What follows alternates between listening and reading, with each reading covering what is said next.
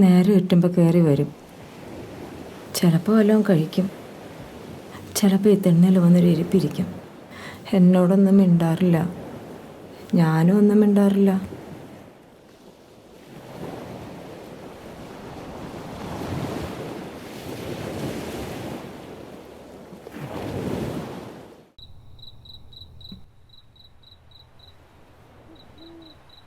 ചെക്കൻ എന്താ ചെയ്യണേ? അവന് ടൈൽ പണിയാണ്. ആ, ദിവസം 10,000 രൂപ കിട്ടും. അവർ എന്തെങ്കിലും ചോദിച്ചിട്ടുണ്ടോ കല്യാണത്തിന്? ആ, അതങ്ങ് ഒപ്പിച്ചു. അവൾക്കും പ്രായമായി വരികയല്ലേ, ഇനിയും സമയം വൈകിച്ചാൽ. ചെക്കൻ കുഴപ്പമൊന്നുമില്ലല്ലോ? കുഴപ്പമില്ല.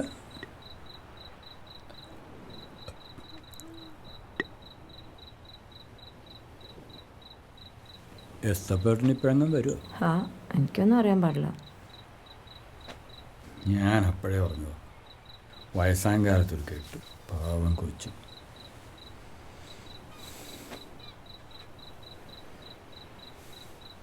ഞാൻ ഇറങ്ങാം, എന്തായാലും പറഞ്ഞു.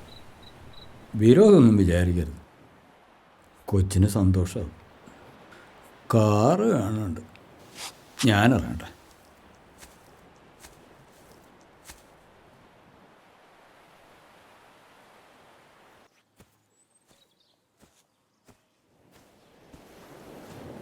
ഇഷ്ടപ്പെട്ട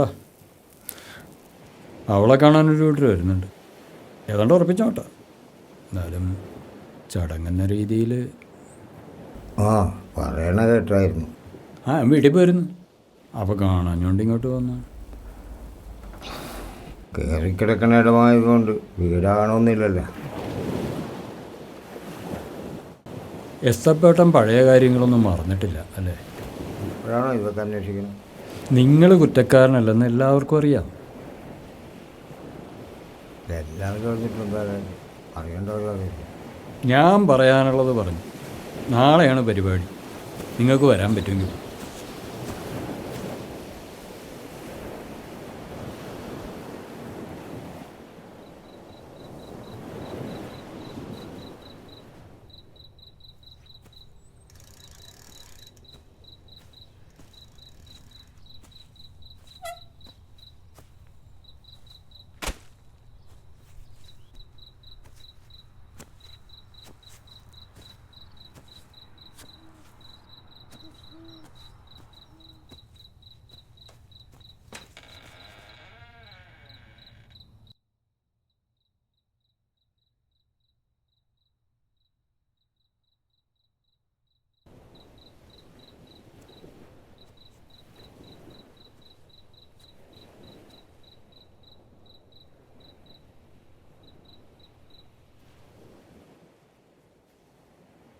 പോയോ? ഇതിപ്പോൾ കാലം എത്ര ആയിന്നാ? ഇനി നിങ്ങൾ തമ്മിൽ ഇങ്ങനെ മിണ്ടാതിരുന്നിട്ട് എന്താ കാര്യം?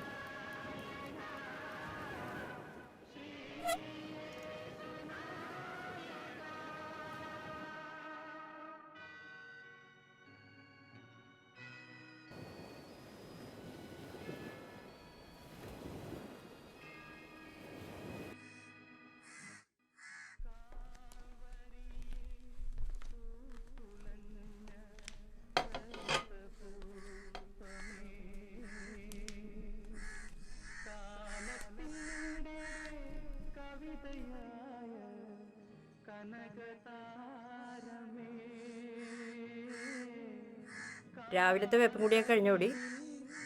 അതൊക്കെ കഴിഞ്ഞു. ആ ഇന്ന് കൈപ്പള്ളിയച്ഛൻ്റെ പ്രസംഗമുണ്ട്. ആ വരണം. നീ വരണമെങ്കിൽ വാ, ഞാൻ പോണിട്ടോ.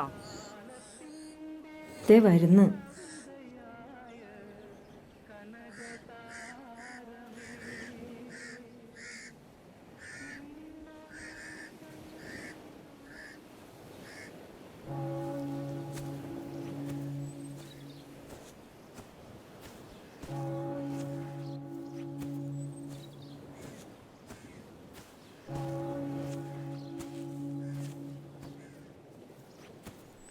രസ്തപ്പാന നിന്നെ ഈ വഴിക്കൊന്നും കാണാനില്ലല്ലോ.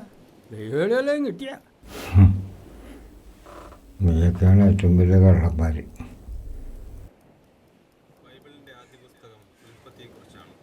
ദൈവം എല്ലാത്തിനും തുടക്കം കുറിച്ച കഥ, പുതുമ തുടങ്ങിയ കഥ, ആ തുടക്കത്തിൽ മനുഷ്യൻ പങ്കാളിയായ കഥ.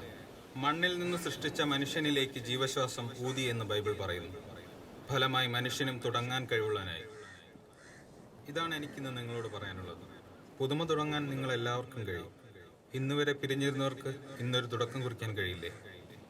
ഇന്നലകളെ ആവർത്തിക്കുന്ന ജീവിതത്തഴക്കം വെടിഞ്ഞ് ഒരു പുതുമ ആരംഭിക്കാൻ കഴിയും. മിണ്ടാതെ കഴിഞ്ഞവർ മിണ്ടിയാൽ അതൊരു വലിയ തുടക്കമായിരിക്കും.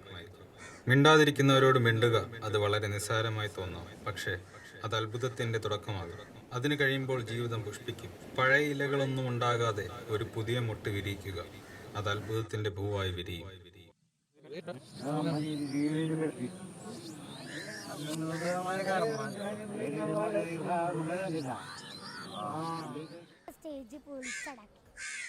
ഇന്ന് നടക്കില്ല. മോളെ കാണാനൊരു വീട്ടിൽ വന്നേക്കും. ഞാൻ വിളിക്കാം. ഇപ്പോഴാണോ വരുന്നത്? ഇന്ന് അവളുടെ ഓർമ്മ ദിവസമല്ലേ? അത് പറഞ്ഞാൽ പോരായിരുന്നോ? മാറ്റി വെക്കായിരുന്നല്ലോ ഇത്. അതിന് നിങ്ങൾക്കത് ഓർമ്മ വേണ്ടേ? ഞാൻ അവളെ ഒന്ന് കണ്ടിട്ട് വരാം.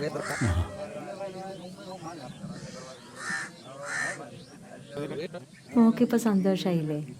ഇന്നലെ അപ്പച്ചൻ വീട്ടിൽ വന്നപ്പോഴേ ഫോട്ടോ കാണിച്ചു തന്നിരുന്നു. ചെക്കൻ നല്ല ഭംഗിയുണ്ട്. നിങ്ങൾ തമ്മിൽ നല്ല ചേർച്ചയാ. വല്യമ്മച്ചി എന്താ വൈകിയേ? അത് പള്ളിയിൽ പോയതാ മോളെ, അതുകൊണ്ടാ വൈകി. മേരിയുടെ ഓർമ്മ ദിവസമായിരുന്നല്ലേ? എസ്തപ്പച്ചൻ വന്നപ്പോൾ പറഞ്ഞിരുന്നു. ആ എന്നാ ഞാൻ പോട്ടെ മോളെ. ആ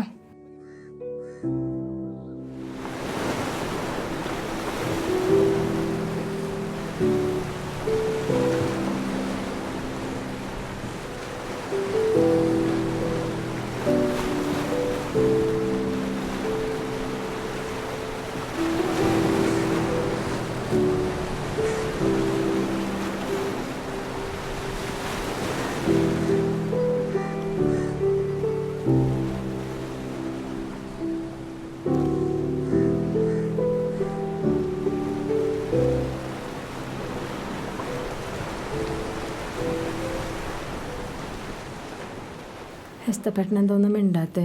എന്താ ഈ ആലോചിക്കുന്നേ? നമ്മൾ ഈ കടപ്പുറത്ത് വന്നിരിക്കുന്ന ആലോചിക്കായിരുന്നു. ഇത്ര നാളല്ലേ.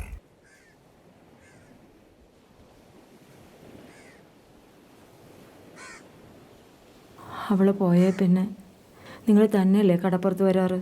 എന്നെ കൂട്ടാറില്ലല്ലോ. ഇന്നവളുടെ ഓർമ്മ ദിവസമല്ലേ, നമ്മളെയൊക്കെ അവൾ കാണുന്നുണ്ടാവും.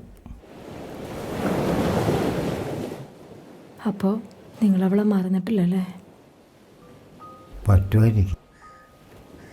അവളുടെ ജീവനായിരുന്നില്ല. അല്ലെങ്കിലും ഒറ്റയ്ക്ക് കടപ്പുറത്ത് വന്നിരിക്കുന്നേക്കാളും നല്ലത് കൂടെ ഒരാളുള്ളതാണ്.